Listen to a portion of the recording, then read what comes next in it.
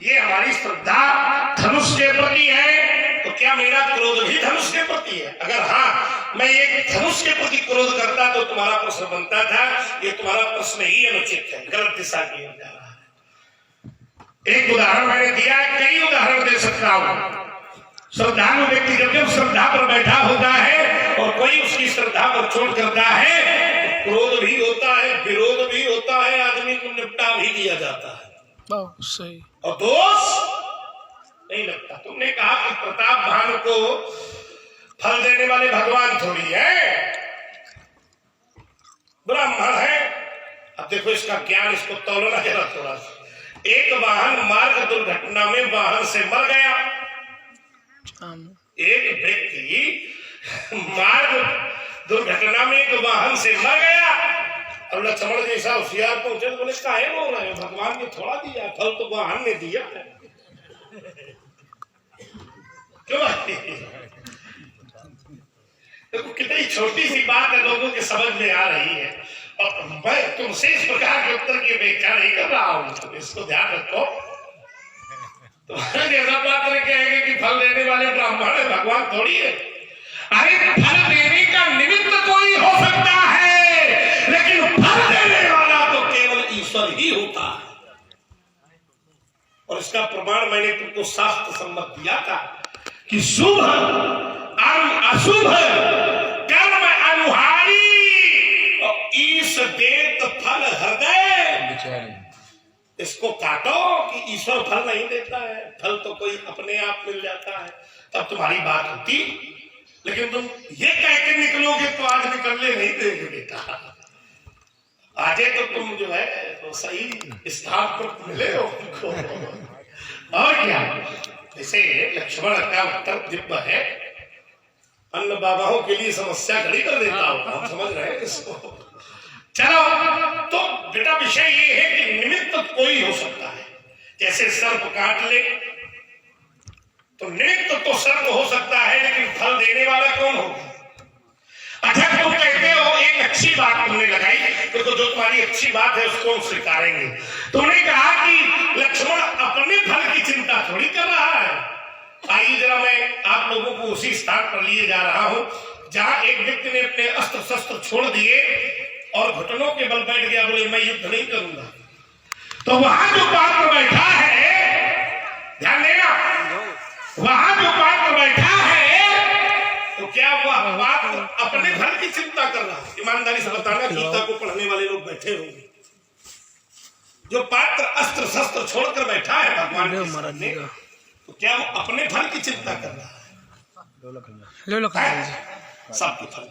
वो ये कह रहा है कि ये मेरे बाबा है, उनकी गोद पर मैं खेला हूं, ये मरेंगे। ये मेरे गुरु हैं जिनसे मैंने धनुर्विद्या सीखी है, क्या इनको मेरे हाथ से फल मिलेगा? ये मेरे सगे भाई हैं, चचेरे भाई हैं, क्या इनको मैं मारूंगा? तब भगवान ने कहा था कर्मण्येवाधिकारस्ते मा फलेषु। फल की चिंता किसी की नहीं करनी चाहिए, ना अपनी और ना दूसरे की, क्योंकि कर्म करने पर तुम्हारा अधिकार है, फल तुम्हारे अधिकार का विषय ही नहीं है। जिस क्षेत्र के तुम क्षेत्राधिकारी नहीं हो, तो वहां जबरदस्ती घुसने का प्रयास न करो बेटा, नहीं मामला गड़बड़ हो जाएगा। हाँ, अगर ऐसा कोई सिद्धांत हो कि जीव फल की चिंता करे, तो ऐसा कोई आप हमको उदाहरण प्रदान करें। हो सकता है कि परशुराम के संज्ञान में न हो, क्योंकि पूर्व कोई नहीं होता। तो हमें लगता है दो बिंदु जबरदस्त बन चुके हैं और आदान प्रदान विचारों का हो, विचारों की मथानी चले, विचार विनिमय, एक शब्द अर्थशास्त्र का है विनिमय, आयात और निर्यात। तो संपत्ति का न हो, लेकिन विचारों का आयात निर्यात होना चाहिए, विचारों का आदान प्रदान होना चाहिए। और अगर कोई बात छूट भी गई हो जिसे तुम पूछना चाहते हो, तो हमारे अतिप्रिय हो, तुम्हें अधिकार है, तुम वहीं पर रोक कर हमसे कह सकते हो पंडित जी आपने इसका उत्तर नहीं दिया। तो चूंकि सभा के जो लोग बैठे हैं, जितने हैं अच्छे हैं, परिपक्व हैं, सुधी श्रोता है, और इस गांव की विशेषता भी है कि भोजन करते हैं यहाँ लोग संवाद का। तो भोजन में मात्रा होनी चाहिए।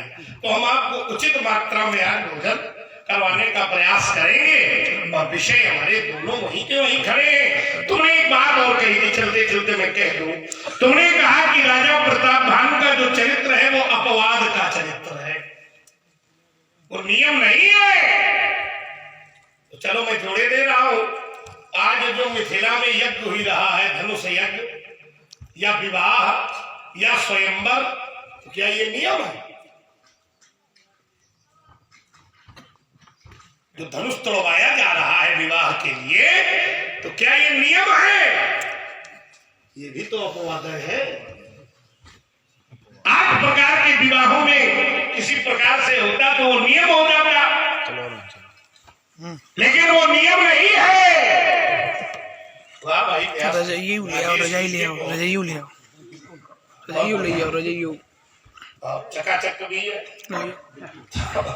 विचार करिए बेटा, अगर प्रताप भानु का चरित्र मैंने मान लिया कि अपवाद है, दिखाई दे रहा भैया, लेकिन उसको अपवाद न मानकर एक बात और मान लीजिए। और क्या मान लीजिए? कि भगवान जब जैसा चाहता है नियमों को बदलकर अपने अनुरूप कर लेता है, क्योंकि फल देने वाला तो केवल भगवान ही होता है। ठीक है, फल देने वाला तो केवल भगवान ही होता है। नियम तुम्हारा ठीक है, नियम हो सकता है कर्म प्रधान विश्व रचिना था, लेकिन जब भगवान का हस्तक्षेप हो जाता है तो फिर एक अर्धाली भोले बाबा कहते हैं, व्यास जी बैठे हैं और अर्धाली क्या कहते हैं कि वही है सोई, बोले वही है सोई जो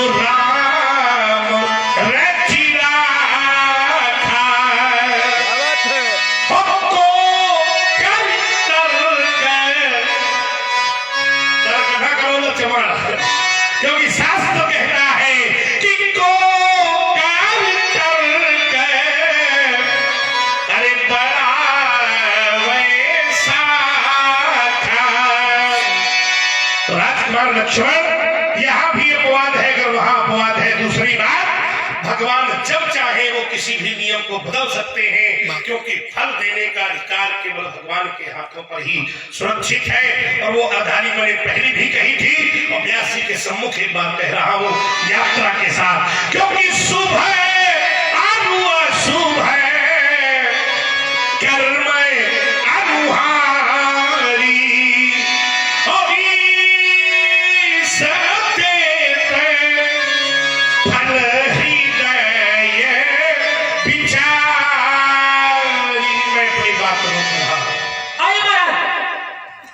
उपस्थित हो सभी जन पुनः अपना अपना ध्यान हमारी ओर केंद्रित करें। ध्यान दीजिएगा, बड़ी सुंदर वार्ता है और बड़ी सुंदर सरिता प्रवाहित हो रही है।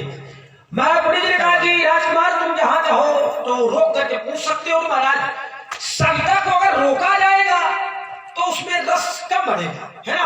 तो हमारी दृष्टि में सरिता बढ़िया जिस गति से बह रही हो उसी गति में बहने दिया जाए तो रस दिव्य रहता है।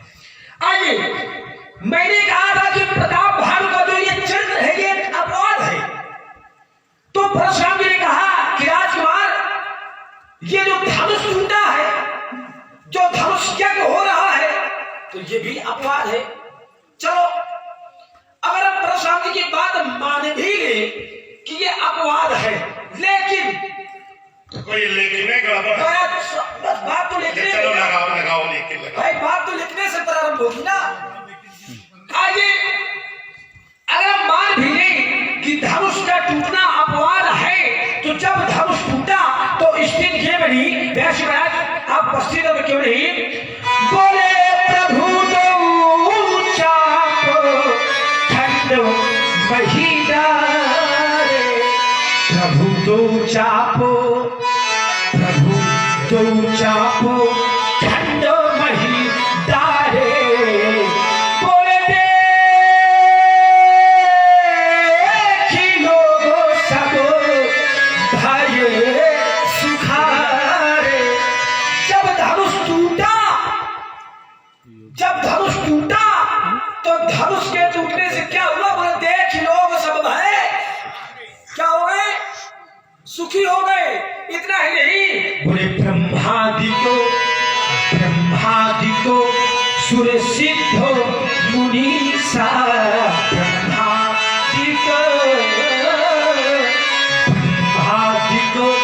सुर सिद्ध मुनीसा प्रभु ही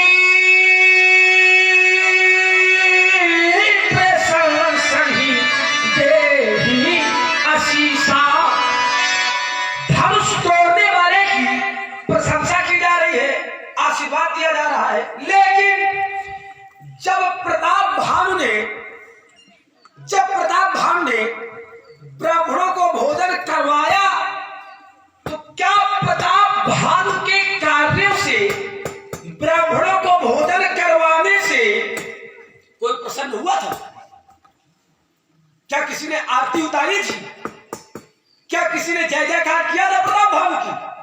क्यों भाई सुधी श्रोता है, अच्छे लोग हैं, जानकार लोग हैं। और ईमानदारी ये है कि जब अच्छे लोग बैठे हो, जब सुधी लोग बैठे हो, तब कुछ अलग ही निकल करके आता है। तो जब प्रताप भानु ने ब्राह्मणों को भोजन करवाया तब ब्रह्मा जी ने प्रशंसा नहीं की, देवताओं ने प्रशंसा नहीं की, किसी ने आरती नहीं उतारी। लेकिन जब धनुष टूटा तो ये सब किया गया। इसलिए धनुष का टूटना एक सिद्धांत बन जाएगा, एक नियम बन जाएगा, एक अच्छा कार्य बन जाएगा। लेकिन प्रताप भानु का चरित्र अपवाद ही रहेगा। और आगे परशुराम ने एक बात पकड़ी, बोले राजकुमार सड़क दुर्घटना में किसी के मृत्यु हो जाए, बोले फल तो ईश्वर देता है, चल गए। हम परशुराम जी की ये भी बात मान लेंगे कि फल ईश्वर देता है।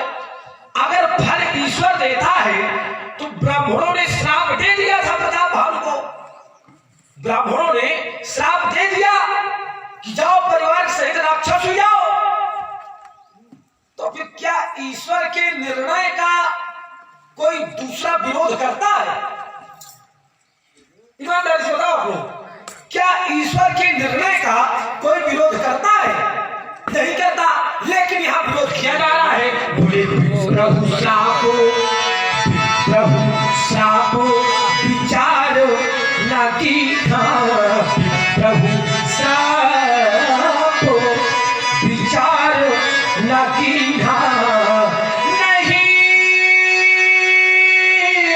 अपराधो खूब कछु कीन्हा। कोई अपराध नहीं किया तो अगर ईश्वर ने फल दिया था तो फिर विरोध क्या है हो रहा है ईश्वर के निर्णय का? किसका विरोध हो रहा है? ईश्वर के निर्णय का। महाराज भाई आपने कहा कि ईश्वर फल देता है, तो ब्राह्मणों ने श्राप दिया, तो ब्राह्मणों के माध्यम से ईश्वर ने फल दे दिया, तो फिर ब्राह्मणों के श्राप का विरोध न होना चाहिए। और आगे अंतिम बात वही दो शब्दों में क्योंकि धारा उसी प्रकार बनी रहे। परशुराम जी ने कहा कि राजकुमार धनुष के प्रति हमारी श्रद्धा है, क्योंकि महात्मा कपिल जब ध्यानावस्था में थे तो उनकी श्रद्धा स्थापित थी। लेकिन जब श्रद्धा पर आघात हुआ तो महात्मा कपिल ने मुख नहीं खोला, खोला क्या? नेत्र। क्या खोला? नेत्र। और नेत्रों के खुलते ही हमारे 60,000 पूर्वज राख हो गए। तो महात्मा कपिल की श्रद्धा किससे थी? किससे थी? परमात्मा से। अब परशुराम बाबा की श्रद्धा किससे? धनुष से। का धनुष परमात्मा है का? समझो, धनुष परमात्मा है का? नहीं है। और अगर नहीं है तो श्रद्धा करो परमात्मा से, भगवान से। लेकिन परशुराम जी श्रद्धा कर रहे हैं धनुष से। का धनुष को हम परमात्मा मानेंगे का? ना, धनुष को हम क्या मानेंगे? धनुष को हम सांसारिक मानेंगे। धनुष है संसार, तो परशुराम जी को अगर जुड़ना है तो भगवान से जुड़े, ताकि संसार से। धनुष संसार है, सांसारिक है। कैसे? कोई प्रमाण देना? धनुष संसार नहीं है। जहां जहां धनुष आया है, आइए मैं आपको कुछ अवधारियों को देखिए, भगवान का धनुष है। और जो भगवान से जुड़ जाता है वो भगवान सदृश ही हो जाता है। जानकारी करो, विचार समझ लो। कैसे? तो शास्त्र कहते हैं स्वर्ग के ही अवसर सुनी। आगे वाली भूल गए, जरा बोलो क्या है? शिव धनुभंगा। शिव धनुभंगा कह दिया जाता, सांसारिक धनुभंगा। बातें मारी रहा है बाचाल कहीं। चलो चावल हटाओ। तेरा भैया हाथ जोड़कर खड़ा है, अब माने कि तेरे भैया की माने। तेरा भैया कह रहा है कि नाथ शंभु धनु भंजरी हारा ओ होई है क्यों एक दास है। लो भाई, ये धनुष संसार का है कि शंकर का है? जोर से बताओ। शंकर का। बता दो कि जो क्यों ऐसी बात करते हो। 16 दूनी 8 और राजनीत का पाठ, इतनी बात तुमको नहीं पता ये शंकर का धनुष। चलो और हटाओ। जिस समय जनक ने प्रण किया था तो कहा था कि सोई पुरारी को, दंड कठोरा। पुरारी माने संसार तो कहला के संसार, इसका कोई भरोसा थोड़ी है। बोले सोई पुरारी को दंड कठोरा और राज समाज आज यही। फिर मैं कहता हूं इस सभा में, ये दो ही धनुष ऐसे हैं जो सांसारिक नहीं है। एक इस समय मेरे हाथ में है और दूसरा एक टूटा पड़ा है। क्या बात है। ये दो ही धनुष दिव्य हैं और दिव्यता कभी संसार में नहीं हो सकती है। ऐसे भी उत्तर दे, ठीक है ना। ये दिव्य है तो सब। अब अगर तुम इसे सांसारिक सिद्ध करो तब तो तुम लक्ष्मण आओ, नहीं मामला गड़बड़ है तो सिद्ध कर। अब आइए एक बात और आपको मैं बढ़िया मीठी मीठी, इसको भी कुछ खिला देना, खाता पीता है। हमारे है सब जाओ ध्यान दो। हाँ तुम्हारी बात तो हुई सब, बिल्कुल हमारे बात का है। आइए बड़ी अच्छी बात लक्ष्मण ने रखी है फिर से। तो ये बेटा धनुष सांसारिक नहीं है, क्योंकि शंकर से जुड़ गया है और जो भगवान से जुड़ जाए फिर वो सांसारिक। अच्छा, इसका एक दूसरा उत्तर भी ले लो। इस धनुष से मैंने धनुर्वेद की शिक्षा भी ली है। बहुत सही। तो जब शिक्षा ली है तो ये मेरा गुरु भी है, और जो गुरु होता है वो सांसारिक नहीं होता। शास्त्र कहते हैं गुरु ब्रह्मा गुरुर् विष्णु गुरुर्देवो महेश्वरः गुरुर् साक्षात् परब्रह्म तस्मै श्री गुरुवे नमः। एक कारण से ये मेरा परमात्मा भी हो सकता है, इसलिए भी मेरी श्रद्धा इस धनुष पर हो सकती है। एक बात केवल 2 पंक्तियों में रखता हूं। तुमने कहा अपवाद पर कोई प्रसन्न थोड़ी होता है, तो ये धनुष यज्ञ अपवाद है, इसको विवाह के अधीन अपवाद कह सकते हैं। देखो केवल मीठा मीठा न खाओ, थोड़ा कड़ू खाने का प्रयास करो। आइए, सब बड़ी मजबूत पक्ष तुमने बनाकर प्रस्तुत किया था। आइए देखो इसको हम कैसे देखते हैं, विचार करिएगा।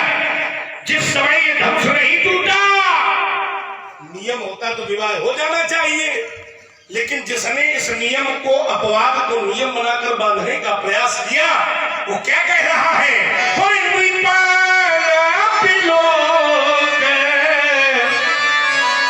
जनक अकुलाने, ये नहीं दिखाई दे रहा शास्त्र में तुमको? बोले बचन रोष जनु।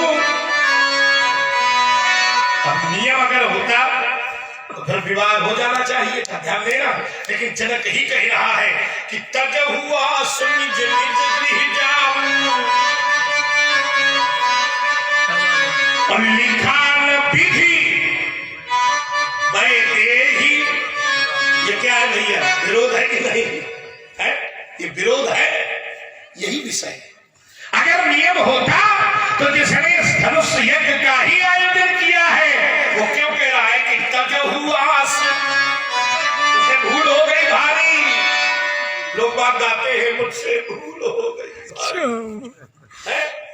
विचार करो, वो क्यों कह रहा है कि मुझसे गलती हो गई, भूल हो गई? कह रहा है तज हुआ निज निज गृह जाऊं और लिखा न विधि वैदेही। अरे और छोड़ो, संतुलन खो बैठा राजा। कह रहा था कि दीन विहीन मही मैं जानी। विचार करो जितने लोग बैठे हैं ईमानदारी से, ये विरोध हो रहा है कि नहीं? प्रण का विरोध स्वयं राजा कर रहा है, दूसरे की छोड़ दो। चर्चा हमारी तुम्हारी प्रण की है।